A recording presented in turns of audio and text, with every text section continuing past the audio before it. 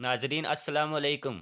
नाजरीन, अगर आप दुआएं मांग मांग कर थक चुके हो और आपकी दुआएं कबूल नहीं होती तो इंशाअल्लाह इस अमल के बाद आपकी हर दुआ कबूल हो जाएगी। आपको रोज़ाना सिर्फ़ एक तस्बीह पढ़नी है, सिर्फ 2 मिनट लगेंगे।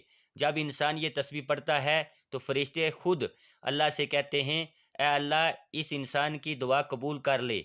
ये दुआ परेशानी के वक्त पढ़ी जाती है।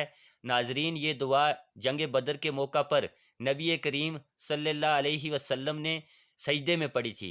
और वो दुआ जो हज़रत मोहम्मद सल्लल्लाहु अलैहि वसल्लम ने सजदे में पढ़ी हो, अगर वो दुआ हम पढ़ेंगे तो कबूल ना होने वाला सवाल ही नहीं पैदा होता।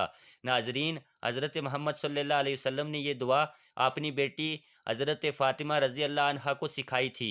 नाजरीन, सैयदना अनिस बिन मालिक रज़ी अल्लाह अन्हा से रिवायत है कि रसूल अल्लाह सल्लल्लाहु अलैहि वसल्लम को जब परेशानी आती तो आप सल्लल्लाहु अलैहि वसल्लम ने ये दुआ पढ़ आप सल्लल्लाहु अलैहि वसल्लम ये दुआ पढ़ते थे। नाजरीन, अब मैं आपको तस्बीह बताता हूँ। आपको हर रोज़ एक तस्बीह पढ़नी है। आपको पढ़ना है,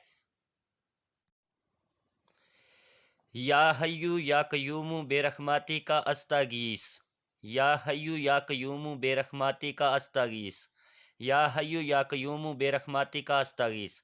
ऐसे आपने इस दुआ को पढ़ना है 100 बार, यानी कि एक तस्बीह पूरी करनी है। चाहे आप हाथ पे कर लें, चाहे आप अपने पास तस्बीह रख के कर लें, तो इस तरह से आपको ये दुआ पढ़नी है। इस दुआ का तर्जमा भी सुन लें। तर्जमा इसका है, ए जिंदा जावेद, यानी कि या हय्यु, ए जिंदा जावेद, या कयूमू, ए कायम रहने वाले, बेरहमाती का अस्तगीस, मैं तुझसे तेरी रहमत की फरियाद करता हूँ। तो जब आप ये दुआ करोगे, इंशाअल्लाह आपकी मुश्किल दूर हो जाएगी और आपकी दुआएं कबूल होना शुरू हो जाएंगी।